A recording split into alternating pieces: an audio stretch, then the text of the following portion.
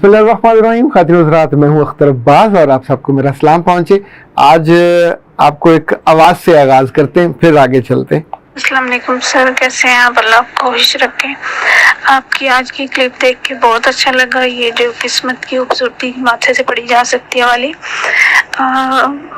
मैं चाहती हूँ कि आपने जो दो नसीहतें उस बच्ची को की थी वो मुझे भी करें, क्योंकि मैंने 6 साल काम किया था और अपनी बेवकूफ़ी की वजह से अब कुछ पैसे घुमा दिए थे। लाइक 35 लाख रुपए पाकिस्तानी बनते हैं वो।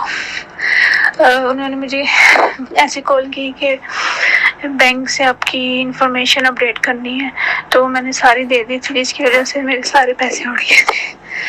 तो उसका गम तो है ही, लेकिन ये है कि अभी सब्र आ गया। 2 साल हो गए इस बात को गुजरे हुए, लेकिन मैं चाहती हूँ कि आप मुझे कोई नसीहत करें कि लाइक सब्र तो मैंने कर लिया है, लेकिन फिर भी कहीं ना कहीं दुख तो होता ही है कि चले गए, कि मैं ऐसा क्या करूं कि अल्लाह ताला ने जो मुझे रिस्क दिया था वो वापस ले लिया और फिर मुझे वो वापस दे दें। बज़ाहिर तो बहुत दिलचस्प सिनेरियो है, लेकिन आप उस बच्ची का सोचें ज़रा, अल्लाह माफ़ करे, कि जिसने ज़िंदगी में 35 लाख रुपया कमाया हो और फिर अपनी हमाकत से उसको गंवा दिया हो। यानी ये जो गंवाना है या अपना नुकसान करना, ये आप सोच लें। कोई दुश्मन करे तो ज़ाहिर इंसान गुस्सा निकाल लेता है, कोई अपना करे तो आप इल्ज़ाम लगा लेते हो। जब बंदे के अपने हाथों ये गलती हुई हो और ये हर कुछ दिनों के बाद ऐसी कोई ना कोई वारदात ज़रूर सुनने को मिलती है। अच्छा, लोगों को इल्म है। अभी पिछले दिन खातून ने कहा कि जी मुझे बोल वालों की तरफ से आया कि तुम्हारी गाड़ी निकल आई है। एक ने कहा मुझे फलां चैनल की तरफ से आया कि तुम्हारा 10 लाख का इनाम निकला है, तो करो क्या, अपना शनाख्ती कार्ड भेजो। और उन्होंने भेज दिया, ठका ठक फटाफट भेज दिया। फिर कहा कि अब आप अपने बैंक अकाउंट भेजें और उसकी पूरी तफसील भेजें, ताकि थोड़ा सा आपको पैसे देने पड़ेंगे, कोई 10-15 हज़ार, तो 10 लाख रुपया हम आपके उसमें। और वो बीबी अल्लाह की बंदी आराम से तैयार हो गई। आप सोचिए, फिर पता नहीं कैसे अल्लाह ने उसके दिल में डाला, तो मुझे उसने फ़ोन किया। याद रखिएगा, जो रिस्क आपका होता है वो आपको मिल जाता है। जिस चीज़ की आप कदर करते हो आपके पास ठहर जाती है। अगर आप अपनी हमाकत से किसी चीज़ की बेकदरी करते हो तो छिन जाती है, वापस चली जाती है। अकल और कम अकली और बेअकली और अक्लमंद होना, तो अल्लाह ने तो जो अपनी किताब में भी सवाल पूछा है कि क्या दोनों बराबर हो सकते। अगर कभी ये नादानी हो जाए, गलती हो जाए, कोताही हो जाए, कमी कमज़ोरी, गलत फैसला हो जाए, तो उसके बाद 2-3 ऑप्शन होते हैं। एक इंसान पागल हो जाए, दूसरा ये कि नींद पागल हो जाए, तीसरा ये कि ज़हनी मरीज हो जाए, चौथा ये है कि खुदकुशी वगैरह की कोशिश करे, पांचवें एक और भी है, ये पैसे आपके अब्बा ने और आपकी अम्मा ने नहीं दिए थे, आपको विरासत में नहीं मिले थे, आपने कमाए थे अपने अकल से, हाथों से, पर ये रिस्क आपको रब ने अपनी जनाब से दिया था। आपको खूबसूरती मिले, आप उसकी कदर ना करें तो वापस छिन जाएगी। खुशी मिले और आप उसकी कदर ना करें तो मैंने खुशी को भी छिनते देखा। पोजीशन आपकी खो जाती है, पॉलिटिकल पोजीशन से लेके समाजी पोजीशन, खानदानी पोजीशन खो जाती है जब आप उसकी कदर नहीं करते या उसको सहते नहीं है, संभालते नहीं है। तो अगर पैसे आपसे छिन जाए, डाका पड़ जाए, चोरी हो जाए, लुट जाए, कैसे फ्रॉड हो जाए, तो उसके बाद जो मुझे लगता है ये शायद आपके लिए कुछ ज्यादा आने की आस उम्मीद भी हो सकती है। अल्लाह की तरफ से एक एग्ज़ाम, अच्छा एग्ज़ाम है, महंगा है और यूँ समझें कि तपाने वाला है, पर ये हो सकता है ना कि रब उसमें और उसके फरिश्ते देखें कि ये बंदा या बंदी कितना नाशुक्री करता है, कितना बां करता है और कितना सजदे में सर जाके सर खम करता कहता है, सर आपके थे, इन्ना लिल्लाहि व इन्ना इलैहि राजिऊन। ना मेरे थे, ना मैंने मशीन में छापे थे, आपने अपने करम से, नवाजिश से, मोहब्बत से मुझे दे दिए थे। अब दिल मेरा छोटा है और सहा नहीं जाता। उनकी जुदाई, मेरे पास थे, बैंक में पड़े हुए थे, मैंने खाए नहीं, इस्तेमाल नहीं किए, पर दिल मेरा खुश होता था और दिल में एक सुकून और एक इत्मीनान होता था। तो आप मेहरबानी करें, गरीब बंदा हूँ, बंदी हूँ, कमज़ोर हूँ, तो अगर आप अपनी उसी अनायत को 2 से ज़रब दे दें, 3 से ज़रब दे दें اور جب آپ کا جی چاہے، پر مجھے اس محرومی میں مت رکھیے گا، یہ مجھ سے رہا نہیں جائے گا، میرے بس میں نہیں، کمزور ہوں۔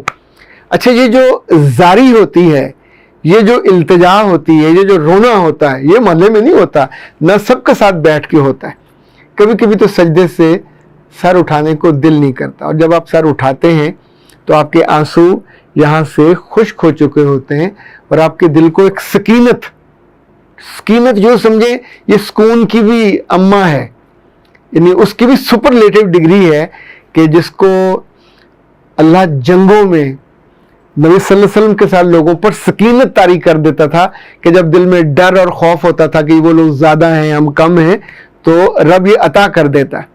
اسی طور پہ جب آپ مالی طور پہ محروم ہو یا کسی چیز سے بھی محروم ہو جائیں تو اس وقت اللہ سے سکینت مانگنی چاہیے، اور بے شمار دعائیں، آپ کو دعاؤں کی طرف جانا چاہیے، یعنی بجائے اس کے کہ میں آپ کو حلوہ اور فلودہ بنا کے دے دوں کہ یہ دعائیں کچھ آپ کو ڈھونڈنی چاہیے، ڈھونڈیں، اور اس وقت جتنا زیادہ آپ اپنی زبان کو بند رکھو گے اتنا زیادہ فائدے میں رہو گے۔ اپنی کمی، کوتاہی اور بے وقوفی کی کہانیاں نہیں بیان کرنی چاہیے۔ ہو گیا تو اس کے بعد اس کا اپائے عام طور پہ ہماری سوسائٹی میں ہو نہیں پاتا۔ جنہوں نے جو فراڈ کیا ہوتا ہے وہ بڑے تگڑے ہوتے ہیں اور بڑے چالاک بھی ہوتے ہیں، پھر جو کہ آپ نے خود موقع دیا ہوتا ہے، تو ایسے میں پاگل ہونا آپشن نہیں ہے، نیم پاگل ہونا آپشن بھی نہیں ہے، اور ذہنی طور پہ اب نارمل ہو کے اپنی ساری چیزوں کو چھوڑ کے لوگوں کو کہانیاں سنانا بھی آپشن نہیں ہے۔ آپشن جو ہے جس نے دیا تھا اس سے جڑ جائیے، اس کا پلو پکڑ لیجئے، اس کے جیسے کہتے ہیں نا سرانے جا کے بیٹھ جانا کہ میں نے اب آپ سے لینا ہے۔ تو میں نے عام طور پہ رزق کو مڑتے واپس آتے دیکھا ہے، بعض دفعہ پہلے سے زیادہ آ جاتا ہے، بعض دفعہ پھر تھوڑا صبر کر کے آتا ہے، ترسا کے کہ دیکھتے ہے تو یہ ساری کیفیت اسی کی آزمائش کی۔ تو جیسے کوئی بھی اللہ کی طرف سے مفت کی نعمت ملی ہو، چاہے وہ دانت ہوں، چاہے وہ آنکھیں ہوں، چاہے وہ ہونٹ ہوں، چاہے وہ دل ہو، چاہے وہ عقل ہو، چاہے وہ فہم ہو، چاہے وہ تعلیم ہو، چاہے وہ رشتے ہوں، چاہے وہ منصب ہو، ان میں سے ایک ایک چیز قدر کیے جانے کے قابل ہوتی ہے۔ چونکہ ہزاروں نہیں لاکھوں کے پاس یہ نہیں ہوتی، اس سے محروم ہوتے اور آپ کو مل گئی ہوتی ہے، تو جو چیز ملے جہاں اس کو سیلیبریٹ کرنا چاہیے وہاں اس کی حفاظت بھی تو کرنی چاہیے۔ حاجر یوسف نے مجھے لکھا ہے کہ اللہ آپ کے سارے مسئلے حل کرے، میں اس بچی کے لیے کہتا ہوں اللہ ان کا یہ جو 35 لاکھ والا ایشو ہے یہ حل ہو جائے۔ ایشو زندگی میں جب تک ہماری سانس ہے ایشو آتے رہنے، بنتے رہنے، اور اس کے ساتھ ہی ہم نے زندہ رہنا، جھوجتے رہنا۔ نورین شاید کہتے ہیں you are absolutely right, I face the same unfortunate situation but I never told anybody about anything. Okay, اچھا، یہ دکھ لوگوں کو کم بتانا چاہیے۔ شمائلہ کہتی ہے میں خود بہت روئی تھی، صبر نہیں ہوتا تھا، اب صبر کیا کروں گی، اللہ آپ کو اجر دے۔ ابو بکر عامر کہتے ہیں بیٹے جو پاس ہی ہوں اگر ایک سے زیادہ ڈیمانڈ ہو اور کہیں کہ میرا حق زیادہ ہے تو اس کو کیسے ہینڈل کریں؟ اس کو حصہ دے دیں کہ اپنی زندگی میں بیٹوں اور بیٹیوں کو سارے حصے نہیں دینے چاہیے۔ آپ گفٹ دے سکتے، گفٹ میں کم زیادہ وہ آپ کی مرضی ہے۔ آپ کے پاس کروڑ ہے تو کروڑ دے دیں، 50 لاکھ دے دیں، 10 لاکھ دے دیں۔ جو وراثت ہے وہ آپ کے فوت ہونے کے بعد جائے گی۔ اچھا، وہ وراثت میں انصاف رہنا چاہیے، جو کہ بجائے اس کے بعد میں بد دعائیں بچیں دے۔ ہاں، اگر ان میں کوئی بہت ضرورت مند ہے، لائک ان کو گھر ور چاہیے ہوتا ہے، بزنس چاہیے ہوتا ہے، تو وہ پھر انصاف کے ساتھ کر دینا چاہیے، جو مجھے لگتا ہے۔ حیدر عباس صاحب کہتے ہیں سپرم چیک کروانے کے لیے لیبارٹری میں کیسے سیمپل دیں؟ میرے بچے اگر آپ بڑے ہو گئے تو اتنی عقل تو آپ کو آ جانی چاہیے، کسی لیبارٹری میں چلیں جو آپ کو بتا دیں گے آپ کو یہ ٹیسٹ کیسے کرنا ہے۔ اچھا، کچھ چیزیں ہوتی ہیں جو کامن سینس کی ہوتی ہیں، کامن سینس کو استعمال کرنا چاہیے۔ اس غریب کی بچی کو رکھ کر آپ نے اس کا اچار ڈالنا، کیا کرنا ہے؟ استعمال کرو گے تو استعمال سمجھ میں آئے گی، ادروائز کسی جگہ بیٹھ کے اس طرح کا سوال کریں گے تو لوگ آپ کا پھر مذاق اڑائیں گے، اور یہ تو کبھی آپ کو بھی اچھا نہیں لگے گا کہ irrelevant، نامناسب۔ ویسے تو ارسطو نے بڑا خوبصورت جملہ کہا تھا کہ بولو کے پہچانے جاؤ، بولنے سے انسان کا علم کا، فہم کا، کامن سینس کا بھی پتہ چلتا ہے. تو میرے بچوں، جو چھوٹی چھوٹی چیزیں ہوتی ہیں ان کو سوچنا چاہیے، غور کرنا چاہیے، اور جہاں سے جو ہونا ہو وہاں جانا چاہیے نا، تاکہ آپ کو وہ بتا دیں گے. اختر عباس کو دیجیے اجازت. السلام علیکم.